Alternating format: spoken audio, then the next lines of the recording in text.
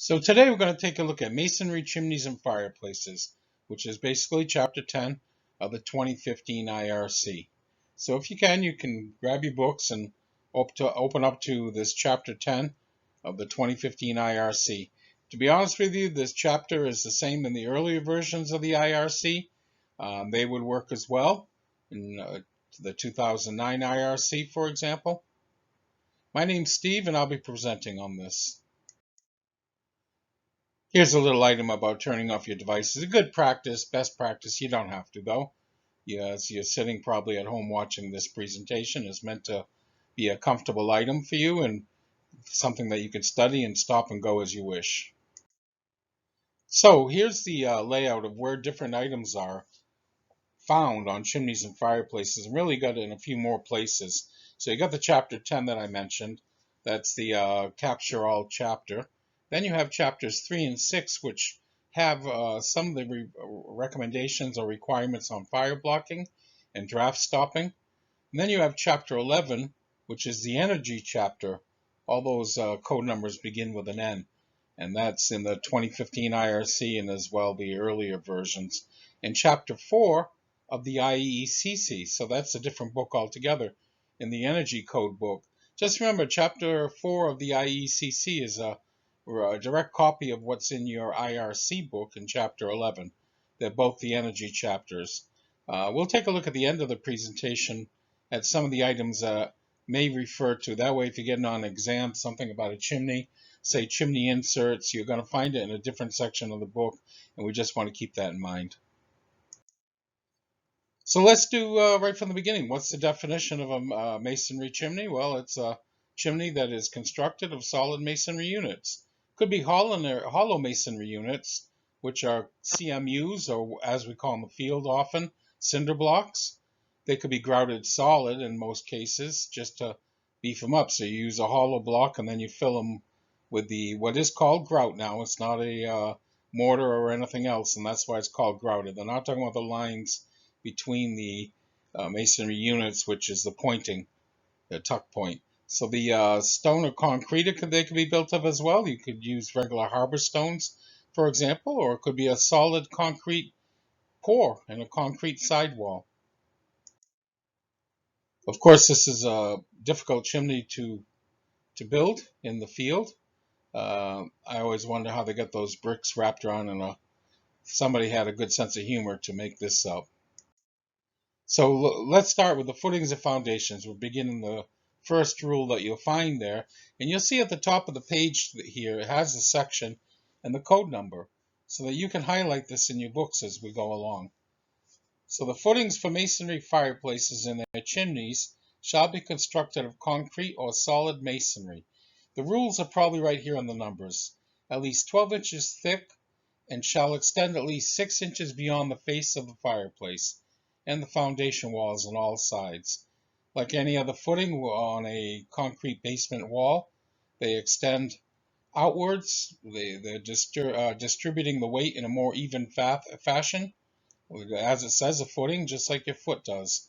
Your foot distributes the weight of your body. So they have to be put on undisturbed earth or engineered fill below frost depth. That's the footing has to extend below frost depth in Massachusetts. That would be a 4-foot, 48-inch frost depth. So here's about the cleanout openings, the ash dump cleanout. You get questions like this on the exam. And here I'll just read from the rules that you'll see, and you can again highlight in 1001.2.1.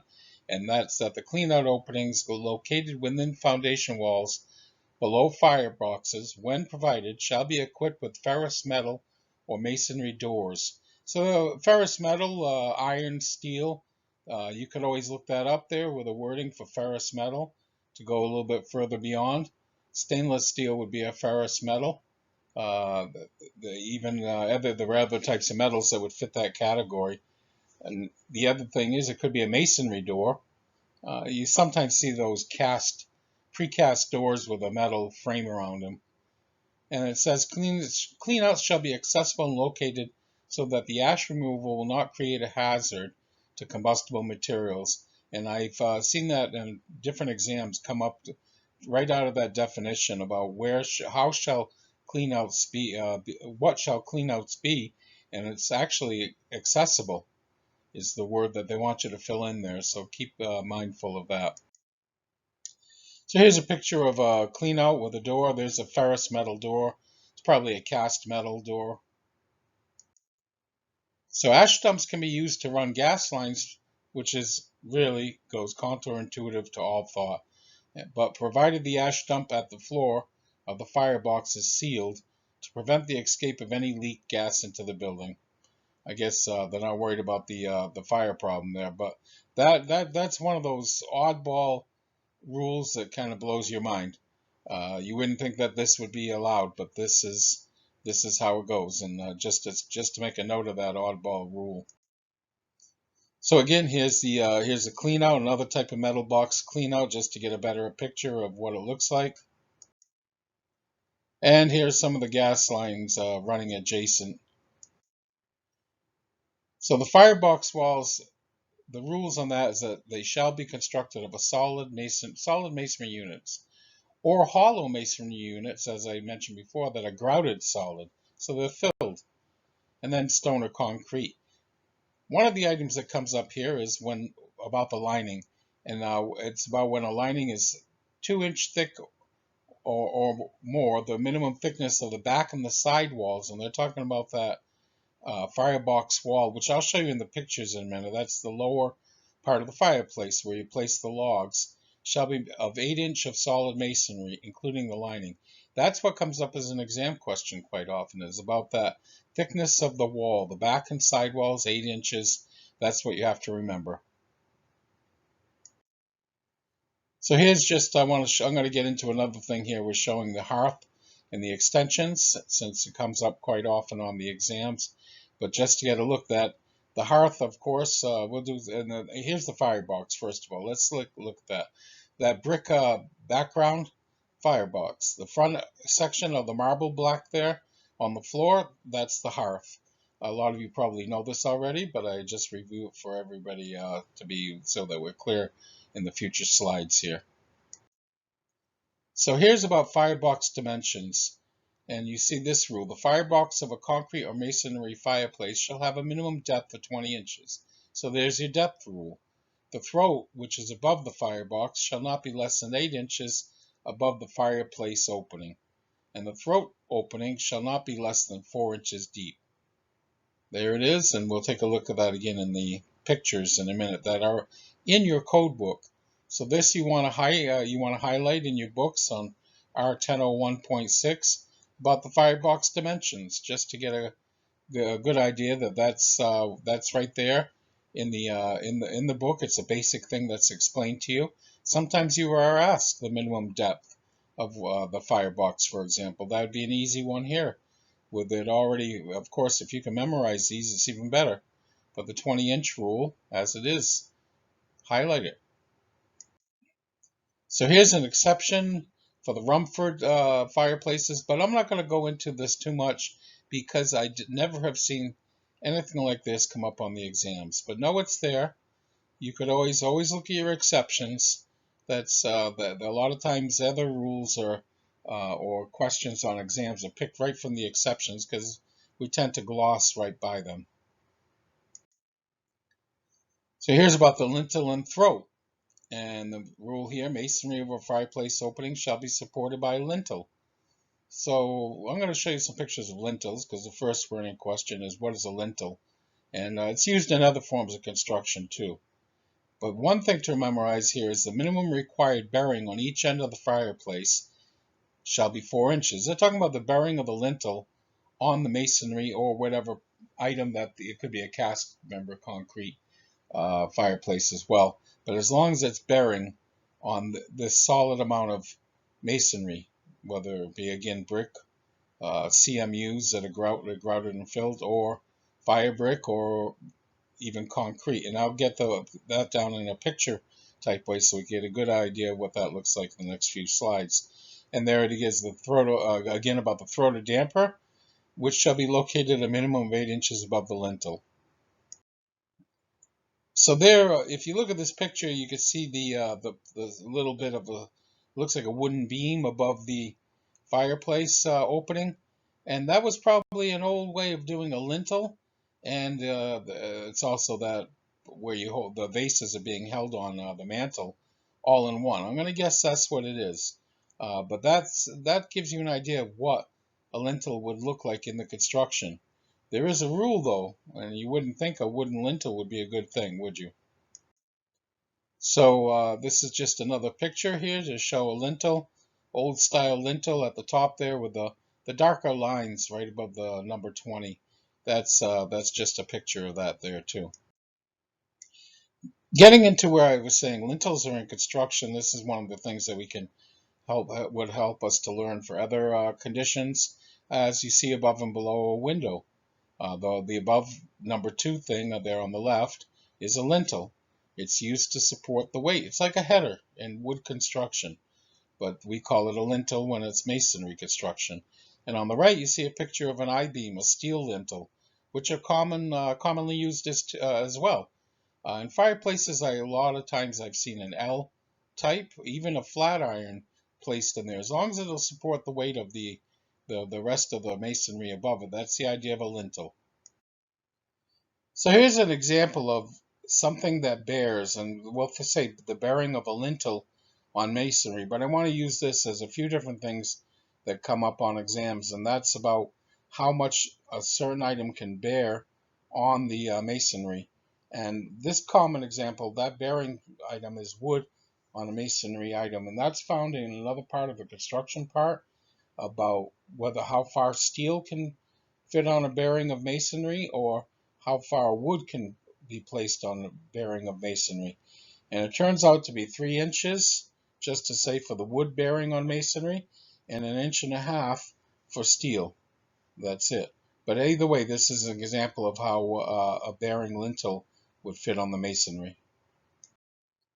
So I want you to go to this table right here. It's table R1001, 1001 rather, 0.2, right there in the book, right there in the IRC 2015 or 2009. So when you look this up, this is a page that you are going to want to tab.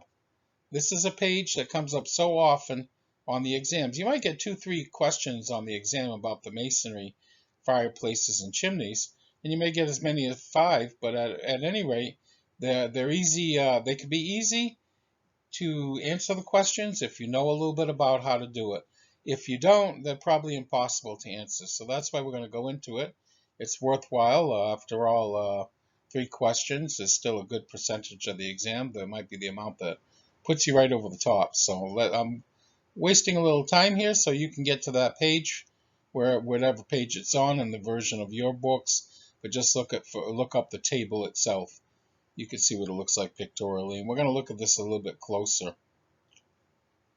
Now, the first thing to note here is there's 3 columns, and on the left, that describes the piece they're talking about. Then you have the middle column, which has letters. I'm going to show you how that corresponds to the blueprint. They don't explain this in the table here. And the third part is off to the right where the rules are, basically. Most of the rules that are picked that are used during exams. So here's the other picture, and if you go a few pages over or maybe 1 page over in your book, you're going to see this. And you're going to see that all these items on the left, it's a crosscut of a chimney. It shows really 3 different parts. It shows the top down there on the top right. That's the top down picture. On the left, it shows you at least 1 side cut. And on the right, it shows you another side cut with a little bit different detail. But here, these elevations are great for finding the places that they're talking about and getting an idea of what a chimney looks like. I mean, you could key in there and you could see where the throat is. You could see the firebox. It's all labeled. And then what you do is toggle back to that other questionnaire, the other page, the other table, and that would you find that corresponding place. At least you know what section of the chimney they're talking about, where whatever letter they're using, A, B, C, so on and so forth. So for an example here, I looked at this. This is here's a rule on the chimney walls with the flue lining, right? M. And then to the right, So you can look at M, you could look at back on the, toggle back to your drawing to see exactly where it is. And then, actually, I think M is off the chart there, but anyway, we'll use other examples too. The main thing is on the right, again, you have a rule about this section of the flue lining.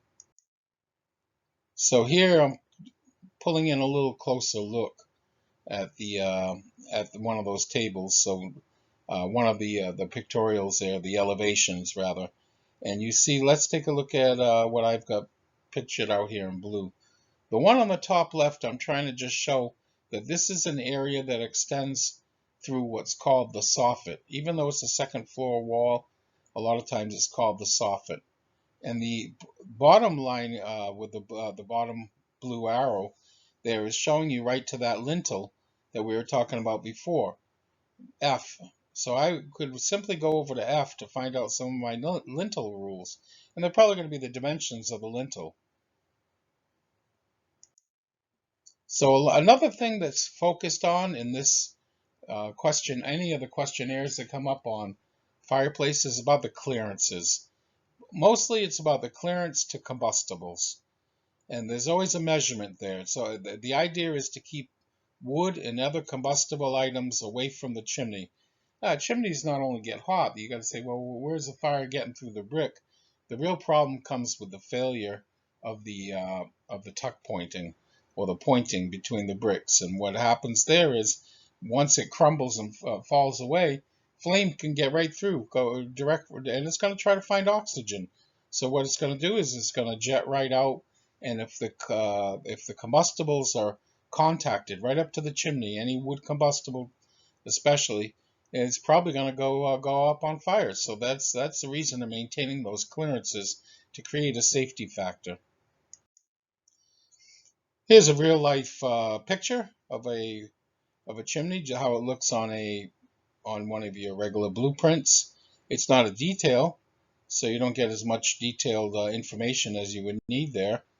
That cross-hatched lines, that's the brick. That's trying to show it's a facing, right? And it looks like it could be on either the infill, the whitish area. It could be masonry units there. We don't know. We don't have enough information to tell, but that's just how it looks on your drawings. So the smoke chamber, here it is. One of the rules, and you want to highlight that. The chamber walls shall be constructed of solid masonry units. Back to that hollow masonry unit. Keeps repeating the same thing.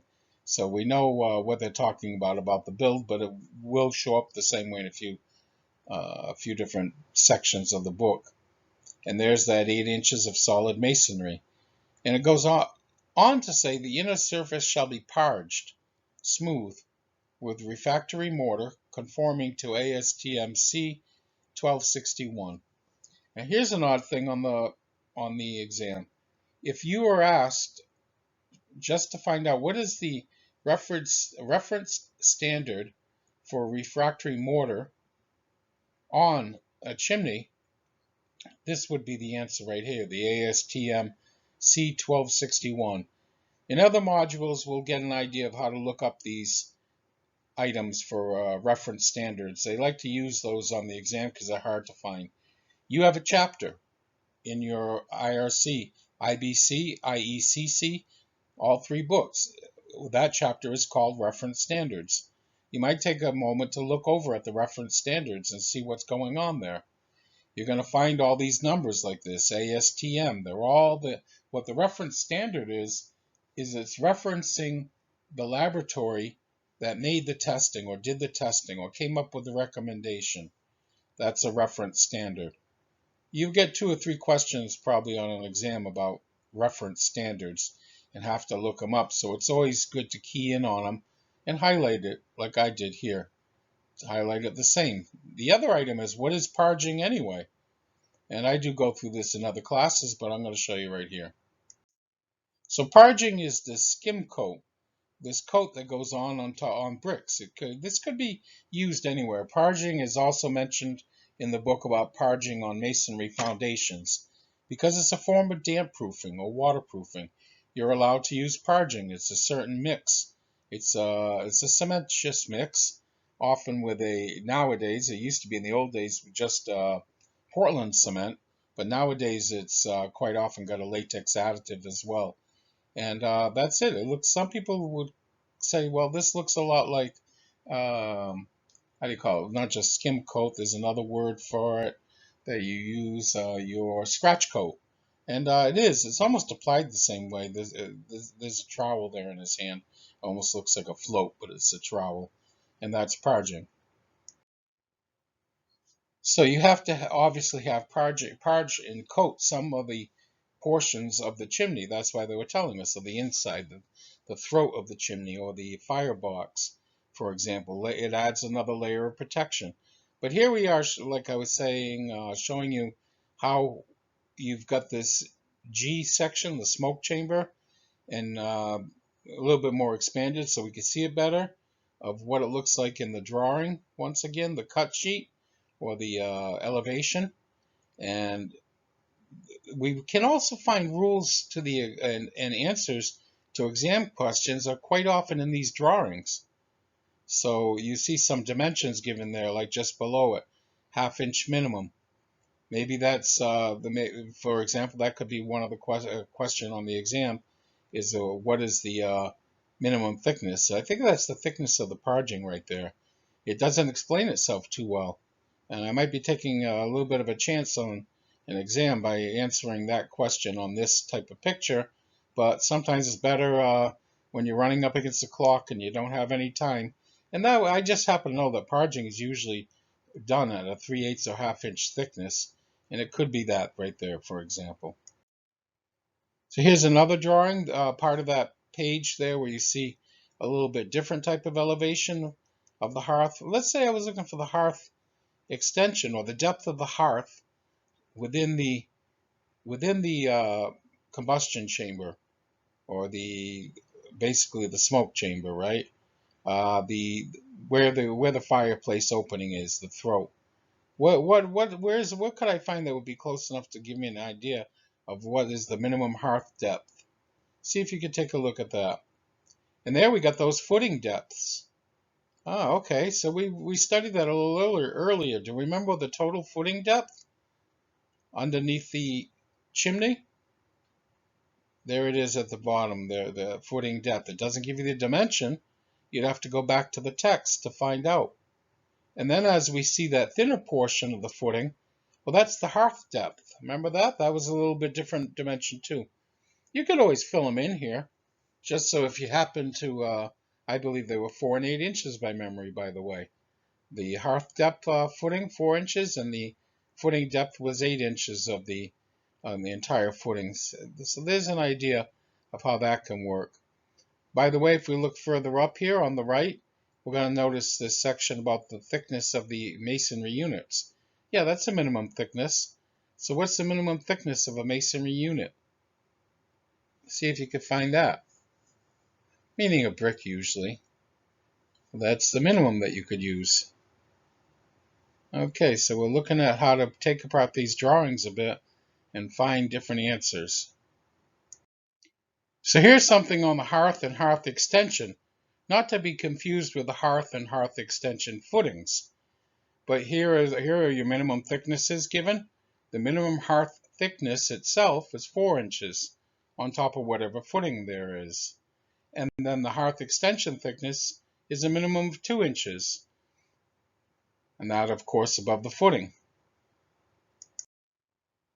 So here's a little bit of the table where the rubber meets the road, let's put it that way. This is about the hearth extensions, and this is a common thing that comes up on the exam. They're going to want you to figure out how much the hearth is supposed to extend to the left and right of the fireplace and from the front out from the fireplace, the front of opening. So you see in C, right there, it says front of opening. And the one above it, where there's B, says each side of opening. So it's giving you the side dimension. We'll look at this in pictures to be clear on what is the difference between the sides and the front of opening dimensions. And then finally, if you notice, there's these on the arrow on the left, the lower arrow. It talks about reinforcing of the hearth slab and a few other items. So there's a lot of your hearth requirements all in one. And at the very top in A was the hearth slab thickness. So there it is right there. So there's a few, some of the items are not only just in the text, but in this handy table that they give you here.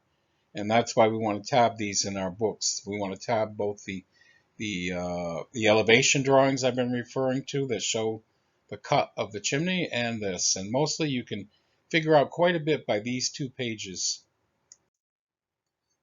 So here, to be clear, is the hearth, and the arrow on the right shows the extension from the side. That's called the side extension.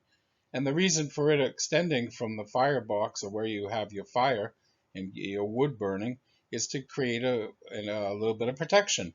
If a spark jumps out to the right, if you got a fire, if you have that minimum dimension that's required by the code, you're going to be probably pretty well covered from starting a fire. And then, of course, you're going to have the dimension as measured from the fireplace to the front of the hearth.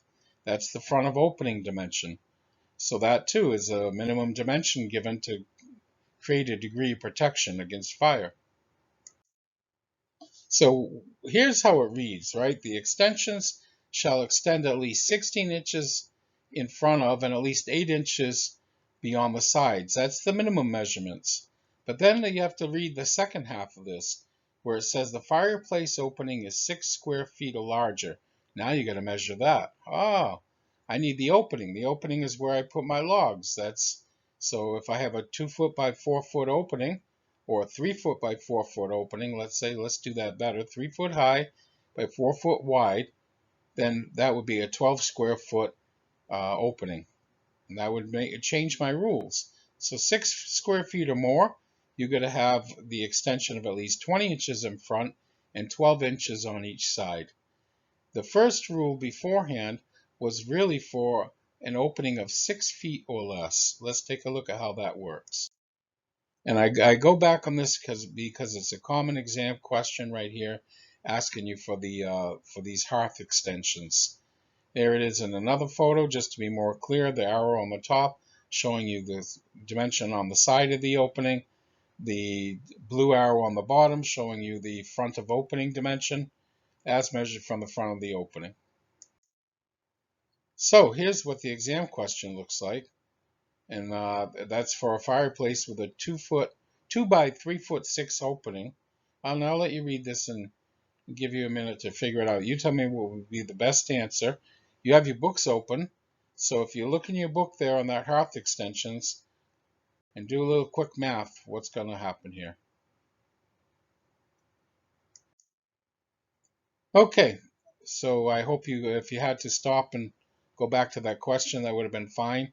Or just stop it because I'm moving right along here in the presentation. What does this look at anyway? Could be a few things, to be honest with you. It could be a casting for the floor, for that footing. Well, the footing might be below at the hearth, or it could be as it extends through a first and second floor. There's a little bit of rebar there, but the main thing is what's that item in the middle there with the blue? And I'm going to say that it's a flue. It could have been used if this was used at the bottom of the chimney, it could be for a clean out.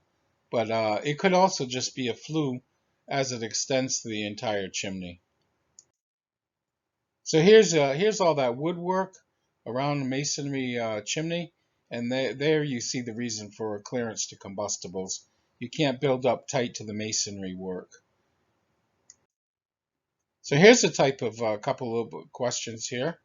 Why don't you take a minute to work on these and these are the types that show up on the exam. But that's back to those minimum hearth thicknesses and the minimum thickness of a hearth extension.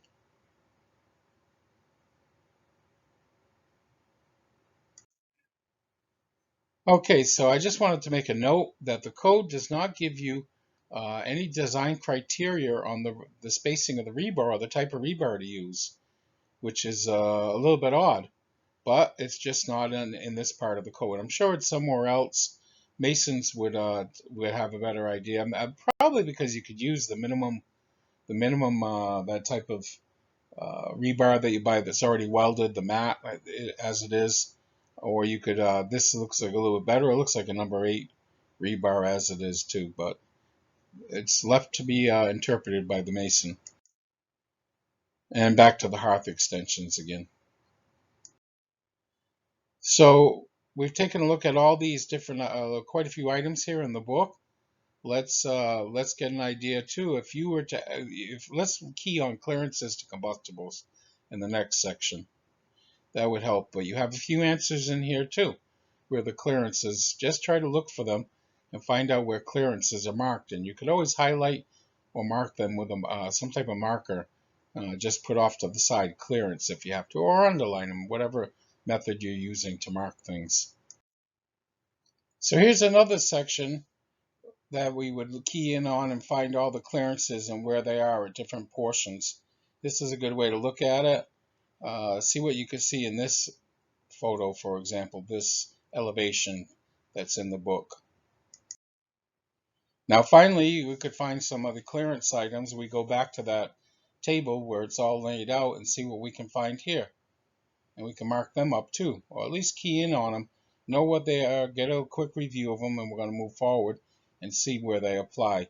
Now, a lot of these on the clearances will be in the text too. Remember, it takes a lot longer to look up things in the text, but we will be finding ways to highlight it too. So we're kind of toggling back between three things now. We're using the text, the table, and those elevation cuts.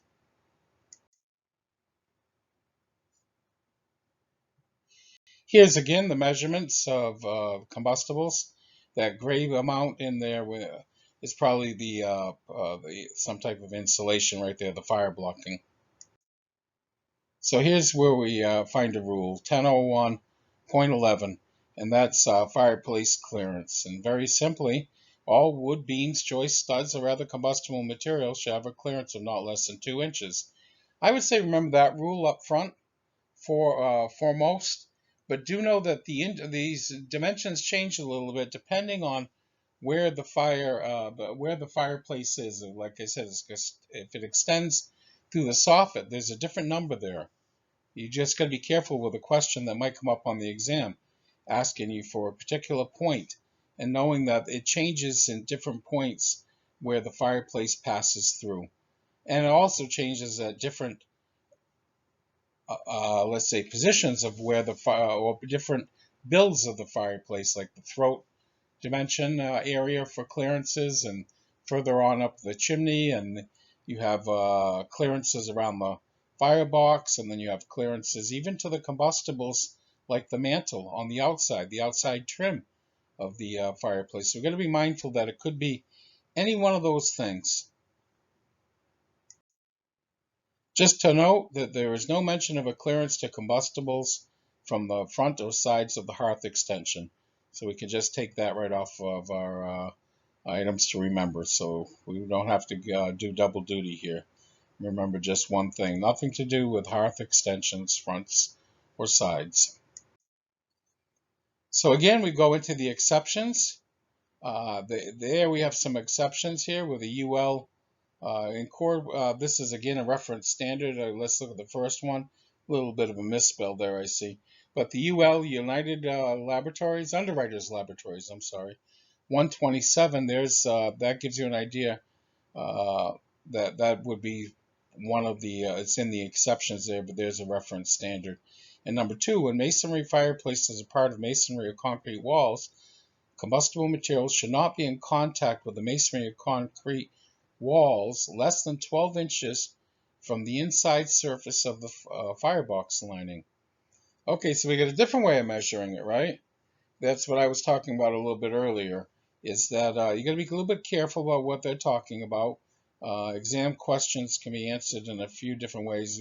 You really only have one answer, but you have to be careful about what they're talking about. So how are we doing this measurement? Masonry fireplaces are part of masonry concrete walls, okay? Materials should not be in contact with the masonry or concrete with walls less than 12 inches from the inside. And that's what I thought it was. You're measuring from the inside of the firebox lining as extending out. So you have to be really measuring right through all the build part portion there. and you still can't have no contact within 12 inches of that dimension. One quick overview thing is you're going to see something. There'll be an exam question that comes up quite often, or they might mention a Wythe, and a Wythe is the width of a brick. And in most cases, a Wythe is equal to 4 inches. So like that top dimension at the top of the brick, given to you in millimeters, the very top one there, that would be the 4-inch dimension of a brick. That's the width of a brick. Height and then length. And that'll come into play in a few different things we're going to look at coming up here. So this is in a notorious question on the exam is what is the minimum distance or clearance between two flues? And if you look a few pages up in your book past these tables that we've been using, you're going to find that there is a distance between flues. There's mention of a lot of the construct of a flue. So take a look there and see if you can look ahead and see what is the minimum distance between two flues. I could just tell you that this would be wrong. You would not be able to build it this way per the code books with two flues so close together. So see if you can find that. And again, you can stop here and we'll move on. So here's some of the exceptions again. This was about that exposed combustible trim. And that's really talking about the side of the fireplace, the trim around it. And it gives you an idea. I know it seems to mention the sidewalls and hearth extension, but it doesn't have a clearance to combustibles there. So the clearance to trim or sheathing is a minimum of 12 inches from the nearest firebox lining. Again, bearing in mind, you got to read those questions on the exam very closely. So it's another different dimension. See how it can be played around with, but it's the specifically if you're going to highlight, it would be trim and edges at the top and exposed sheathing materials just to get an idea, and that would give you that distance from the firebox lining. So this is what are we looking at here? What are the different items? Well, we have a masonry chimney and the cap, and there are mentions of on the exam of some of the cap rules and even the build. For example, if it's a Corbel chimney, and we'll look at that in pictures to get a better idea. So here's somebody's parged out everything. This is the look inside a chimney with or adjacent to a chimney. Another reason for that clearance to combustibles with the electrical conduit running close by. Not a good situation shown here either. So more of the exceptions. Exposed combustible mantles or trim may be placed directly on the masonry fireplace front surrounding the fireplace opening, providing that such combustible materials are not placed within 6 inches of the fireplace opening. So that's why you see that exposed brick row between the mantle, let's say the mantle and the opening that of the fireplace. You generally see a soldier row, as they call it, a standing row of brick over the top of a fireplace opening to provide that clearance to the mantle. We saw that old picture where the old picture where the wood was right up to it, and that's why I said it was wrong. You wouldn't, even though that was appeared to be a lintel and the lintel and the mantle all in one. So here we have the combustible material within 12 inches of the fireplace opening and shall not project more than 1/8 inch for a 1-inch distance from such an opening. So here's a picture of another old build fireplace, old as the hills, as they say. But you can see that there is the masonry. There is it appears to be a wooden mantle around the entire opening there. That old round opening. This is really an old time thing, but it has masonry that gives you a distance between the mantle or the wood trim and the opening, the fireplace opening. So believe it or not, that would be acceptable. And here's how it looks in the code book. This is that clearance from combustibles, showing you a typical framing idea. You would maybe the one side, it couldn't be the combustible sheathing edge from the firebox. You see it shows you a minimum there, 12-inch minimum, right? And the right on the top. But then you have that 2-inch clearance. That's the combustible framing. That's a different thing.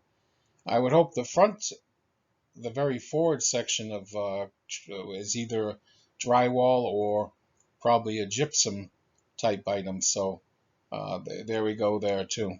And remember that one on the top, going back to that, is that 12-inch minimum from the firebox. So we're looking at that where that crosshatched area is on the inside of the fireplace. We're doing a top-down look of the fireplace, and that would have to be 12 inches as measured in that direction. That would be an example. So let's see, from here to here, right? There's that 12-inch item they're talking about. That's that distance. And let's see, we have another one here let's see, we have the combustible material within the framing is that smaller section that you can see there. I could just highlight it all in yellow. Okay.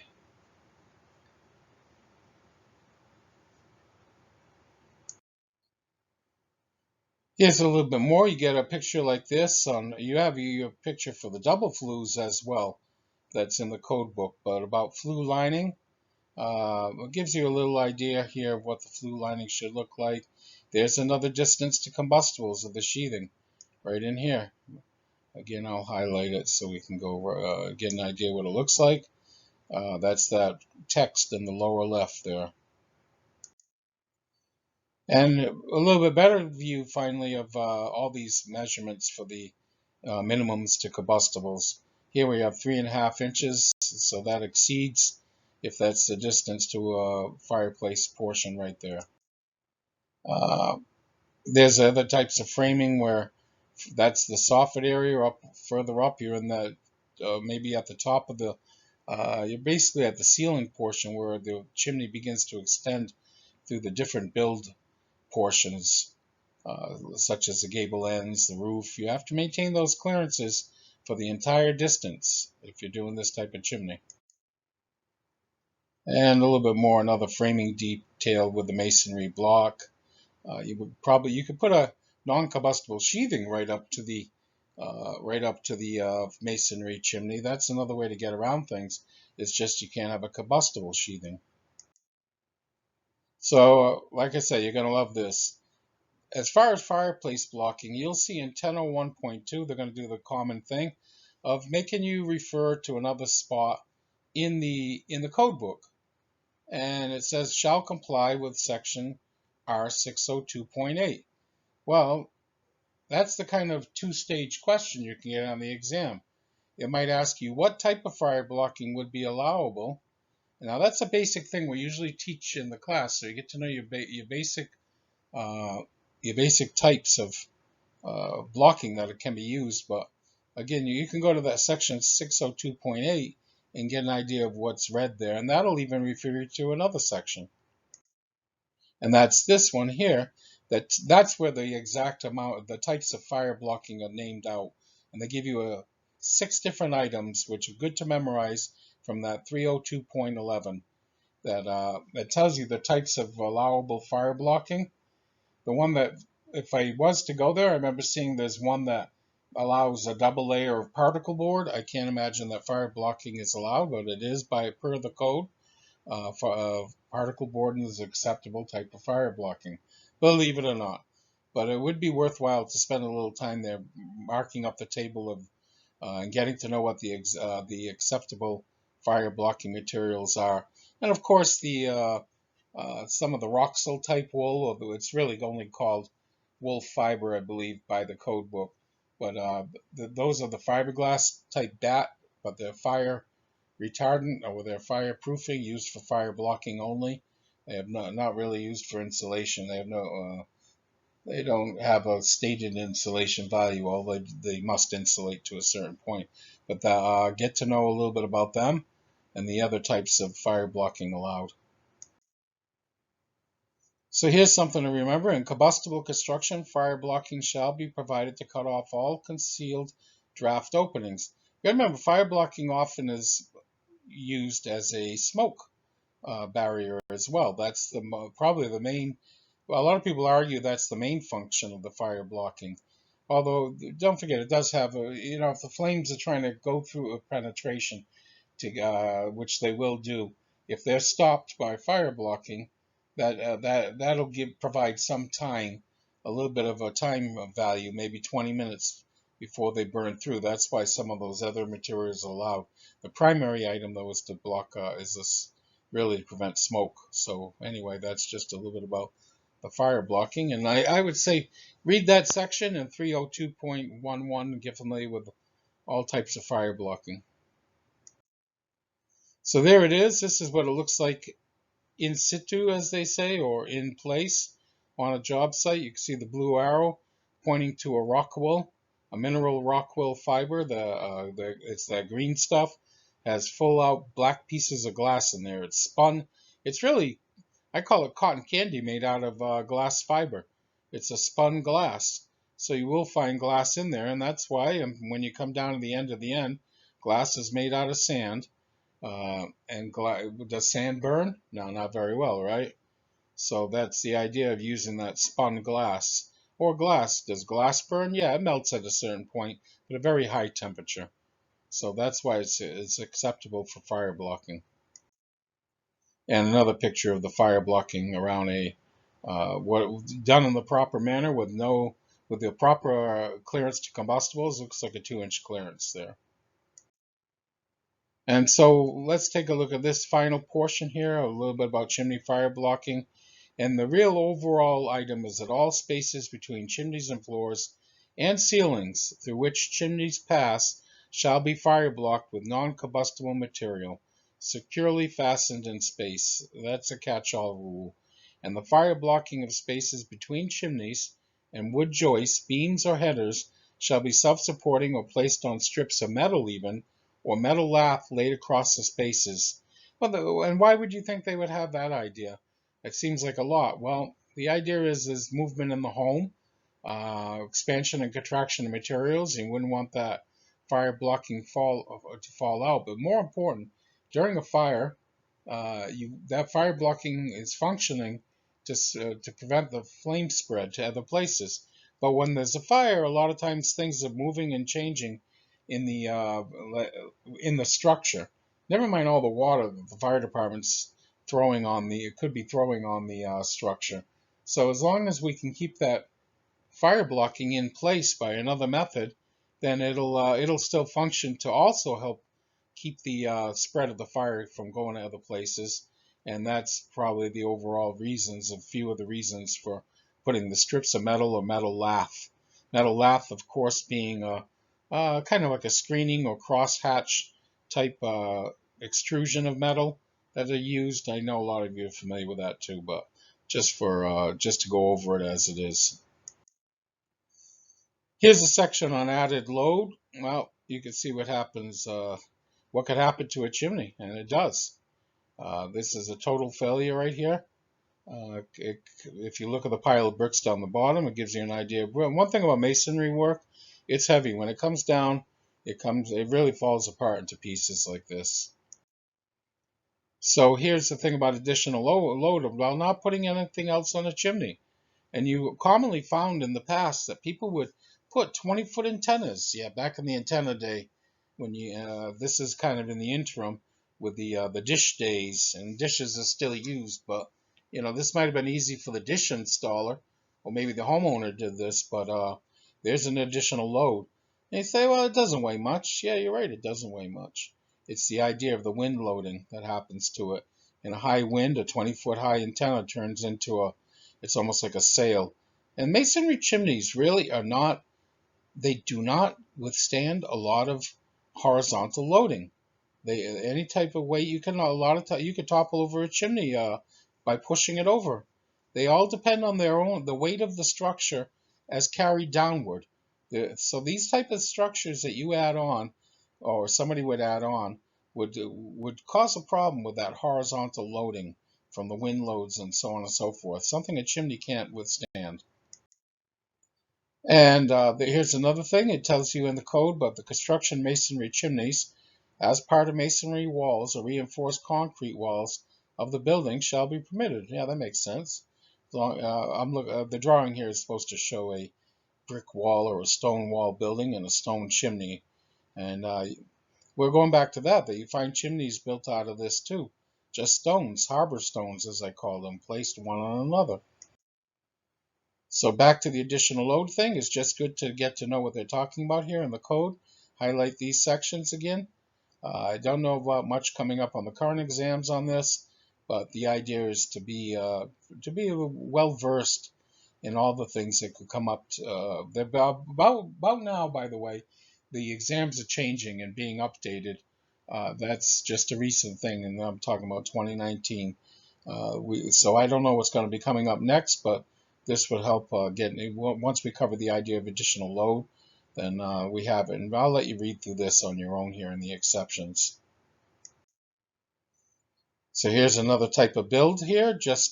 Now we're looking at more of the fireplace insert, or and which is more commonly used nowadays. You don't find too many fireplaces. As a matter of fact, you can't because of the energy code of all that drafting. So now we're going to get into where fireplaces really exist in other parts of the code book. And of course, you don't follow the rules, you might be just left with the fireplace and the rest of the building not standing. So chimneys are obviously, this is just an FYI, the subject to considerable stress and from thermal effects. We get it, all the time. Every time you run a fire through there, they're carrying a lot of, they're transporting a lot of energy through the chimney. The temperature changes, so everything has to be designed to meet those loads. And again, this is where things can go wrong and what they look like when they do go wrong. And this is just another common failure that you might find out in the field with the chimney separating from the home. This could be a footing failure right here. Anyway, as far as, again, this is not code, but because of the heavy mass and the settling of a chimney, things just got to be in place, so any of those items you saw in the last photos can happen.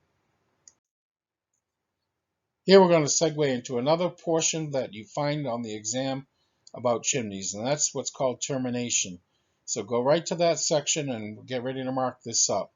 This rule right here in the beginning is a common rule that's quoted in all types of exam questions, and that's about chimneys shall extend at least 2 feet higher than any portion of the building within 10 feet, but shall not be less than 3 feet above the highest point where the chimney passes through the roof.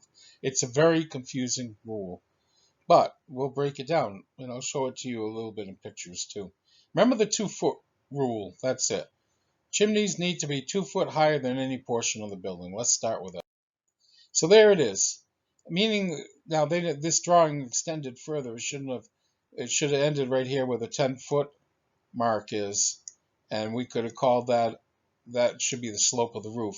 So at the peak, as measured from the peak of the roof, that would be the highest portion. The chimney must be at least 2 foot higher within a 10-foot dimension here. So 2 foot higher than the peak is an easy way to remember it. And the other one, the 3-foot dimension, is right here. Shall not be less than 3 foot as it passes through the roof, meaning through here. So there's a few things going on there. And by the way, this picture in the back of the chimney, does anybody happen to know what that is? Yeah, here it is. It's called cricket. I always laugh. I call it chimney cricket. It's hard drawing with the mouse. And you'll find rules on the chimney cricket as well at the beginning of the chapter. The dimensions of this cricket. Some people say it looks like a doghouse built on the back of the chimney. It's meant to deflect water away from the chimney. So chimney caps, I mentioned in the beginning. There's your ASTM, your reference standard, and it tells you what. Let's say you got a question about what type of chimney cap. What are the acceptable materials? A, concrete. B, metal. C, stone cap. Or D, fiberglass shield. Which of the following would not be acceptable? Well, yeah, as you can see, it would be the fiberglass cap because all the others are acceptable materials. Tells you about the drip edge and the caulked bond break around the flue liners. All good things to remember. Okay, so this is about the rain caps. And I look at the middle of the text here. The net free area under the rain cap shall not be less than 4 times the net free area of the outlet of the chimney flue it serves. So what it's telling you is these are the type of things, by the way, you want to highlight, because you're probably going to get something like this on the exam: the net free area. Or you could. They like using the portions of the calculations.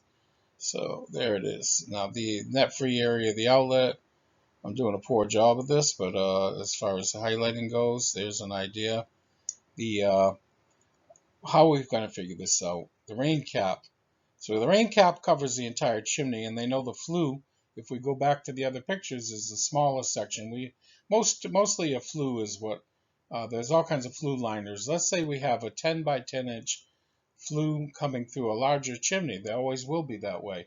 The chimney, let's say, is 30 by 30 in dimension. So is that going to work? 10 by 10, 100 square inches through the chimney for the flue, and the rain cap of the total area. What did I say? 30. Let's say 30 by 30, 270 square inches. Oh my gosh, we're going to do this kind of math. We could write this down on scrap paper on the side. The rain cap was 100. We got the 270, so it's less than a third. So it would not work. That's an idea of the calculation. Wall thickness. Here it is about the solid masonry units, and we saw that back there on the drawing, but here it is in the text. Remember, it was that you had to use a 4-inch nominal wall thickness of whatever type of brick you were using. So there's a good example of something being in the text and also being in the drawing. There's the masonry block right here. There's a flue adjacent. The masonry it's not grouted at this time. In the top photo, it's been grouted. Those are the open cell cinder blocks, but they got to be filled when used in a chimney build. So I think somebody's halfway through the work right there. And another there on the top would be a great way of showing you. Those are the flue openings, the black sections there, and then you have that total measurement of what the chimney would be. That would be the rain cap would go over all of that and sit on those pillars that are built. So here's a thing to keep in mind, that we have 3 or more dissimilar items in chimney construction. And it's quite often, as you saw that, you could have clay tiles, bricks, mortar going to say, CMUs. Again, those are the commonly, it really stands for concrete masonry unit. And that's how it's usually put in the book. In the book, often too, it says hollow blocks. That's what they're called. So it has a few different names there. This is what we don't want to have, obviously. And I'm going to go by this, but this is how actually a mason, how you do the calculation for the fireplace opening and the cross section of the in the fire area. We don't need any of that for the exam, so let me move ahead here. And a little bit more too. This is about different flue sizes. I believe you're going to find some things like that. Those are the tables from the exam book. From the IRC 2015 rather. So some of these items, a cross-sectional area, you might want to get a little bit familiar with these tables. I think these are a little bit more self-explanatory, because they're giving you what for a flue size, what will be the cross-sectional area.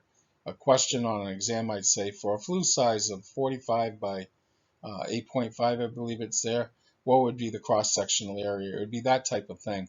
Be easy to match up, so the answer would be 23 using the table on the right. And if they were asking you for the net cross section area, for example, on the table on the left, you could easily match this up. Here's an idea that does come up on the exam again, and it's about corbel. And I was saying about chimneys can be constructed a few ways. This is a corbel situation where each row, as you go up, extends out further than the base of the chimney. the base, the regular width that you generally find right here to here, is now being stepped out, and there is a rule for that. So there's one, just one of those pictures to get your eyes really accustomed to it's almost like one of those psychology pictures where you're trying to figure out what the heck is going on here. But let's look at the next slide and the rule on corbelling. So I would highlight this. There it is down below, highlighted. The projection of a single course shall not exceed 1/2 the unit height or 1/3 the unit bed depth. So again, we get into a situation where the code book is not giving us a ton of guidance here or what they mean, and we have to figure it out. So let's look at what this how this works out. So if we look at brick number 2 there, as opposed to brick 1, and we look overall on the bottom, there's a dimension. That's the projection, the projection dimension. And the difference between brick 1 and brick 2 is there's a small projection. And as you go up another course of bricks, 3 extends out further. You have that total overhang, but mostly the measurement that's going to be used in an exam is going to ask you about the difference between brick 1 and brick 2. How much can they project? And you remember what it said earlier? It said what, 1/3 of the depth, the bed depth, or 1/2 of the height. Let's see how that pans out. So 1/3 of the depth means the depth of the brick itself. I showed him that where the blue arrow is, sometimes you turn the bricks on the edge like that, so the depth is even further reduced than the brick above it, number 4, where you have the full length of the brick. But let's say a brick is 3 inches high by 6 inches long, and try to apply the rule to give me an idea of how much of a corbel overhang. And that's what the examiner is going to want you to figure out. So it's 1/2 of the height. My brick is 3 inches. That means that between brick 1 and brick 2, I cannot extend out for overhang more than 1.5 inches. Simple. Well, maybe not, but take a moment to look at this. And then they have the bed depth, which is like where the blue line is, figuring how deep the brick is going backwards. And usually a brick is 6 inches long. We'll use an uncut brick for an example. So I couldn't have exceeded the height of which is 1/2 of the 1/2 of the unit height of 3 inches. So I can't exceed the 1.5 inches. But then I have the second part of the rule. If the brick extends back 6 inches, then my overhang there would be allowable, would be 3 inches. However, the brick height dictates, so that's why it means, that's where they try to confuse you, is which one is really covers the example given if they show it to you with an example of the brick.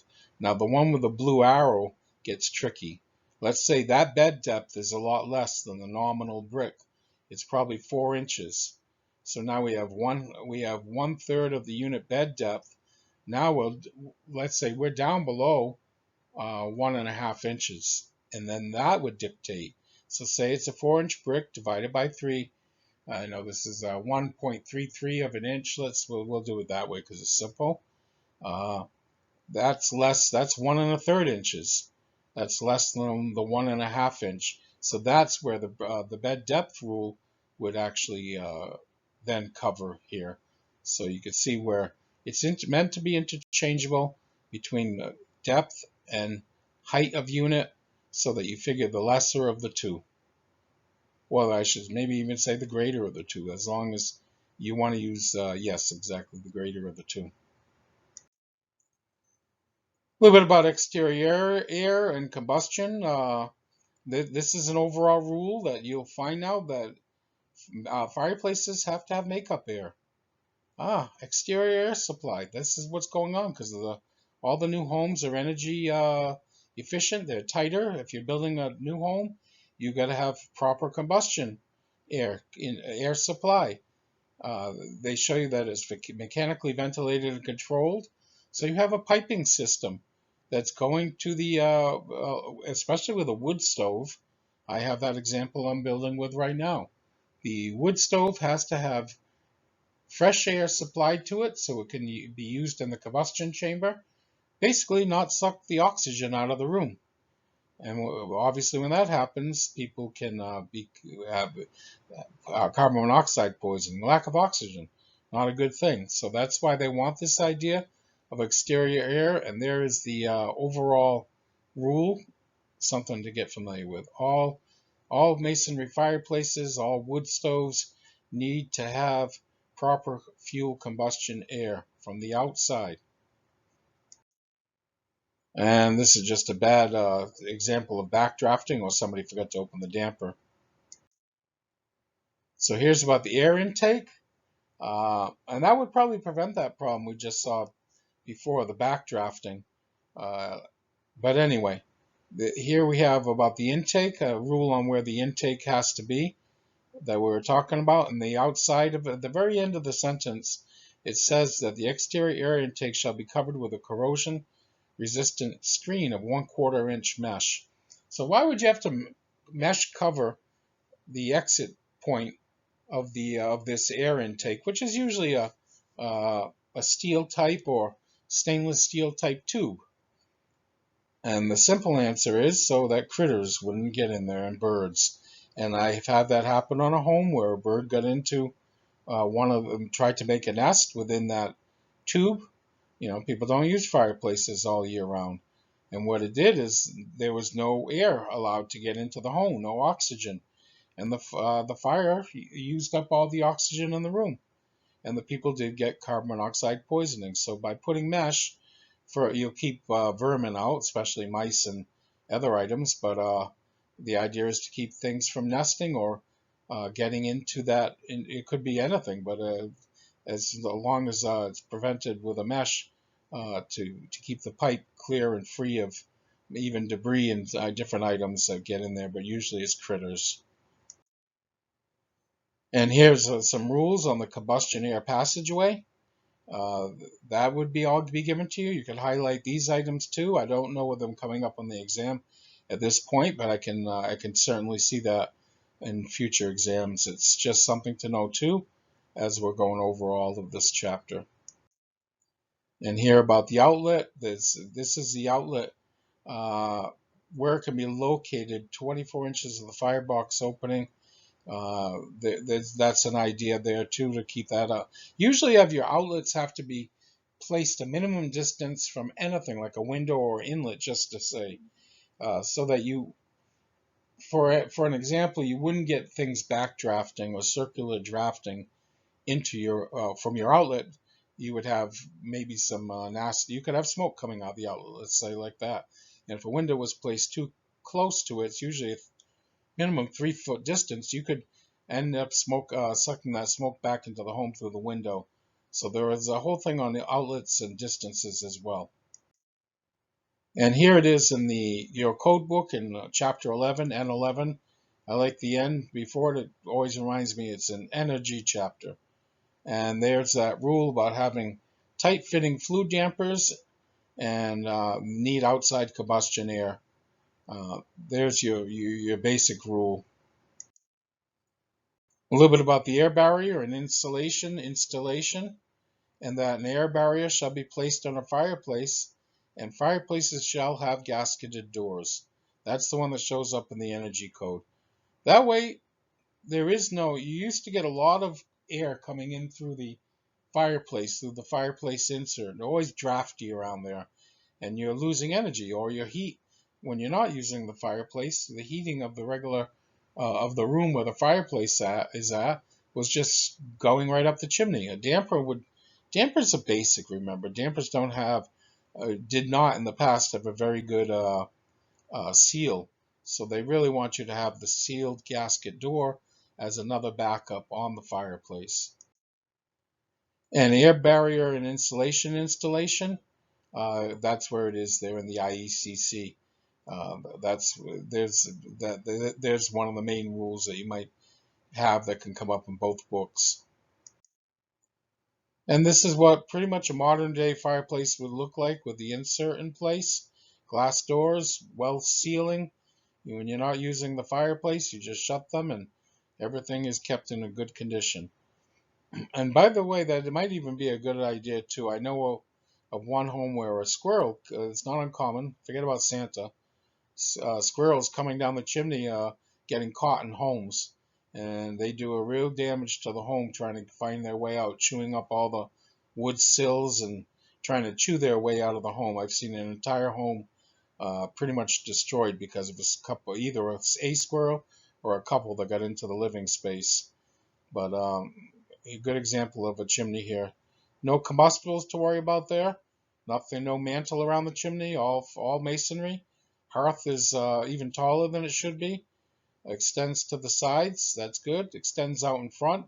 Assumed the correct distance, and that's what you want to see. So, like I say, you can both. The thing about the gasketed doors is in both editions of the code, we're focused now on 2015. And just to say what happens during a flue inspection, they're going to check the depth of the firebox, the fresh air intake. These would be the bullet points that you could just simply use to remember the points that are going to come up maybe even on the exam, because it'll be the same items that generally come up in the inspection. So there we have the PARGING, we talked about that, and the smoke chamber, the clearance to combustibles, the use of solid masonry where required, the grouting of those cells, offset of a damper to a flue. We didn't see that, but that's another item too. Airspace between combustible sheathing and the chimney. That's that airspace. Clearance again. Hearth extension dimensions. And there you go. There's most of your inspectional items. Final inspection about the veneer, and it's solidly grouted. The hearth extension again, and to remove all those combustibles from underside of hearth extension. Access to ash dump cleanouts, that's important. That's why it comes up on the exam. The combustible mantle and trim, and the gasketed doors. I'll skip that other one. Okay, thank you. And I think by this point you are now a fireplace professional. You got a little bit of masonry under your belt, and these should all be good items to have for the exam. So thanks for hanging in there.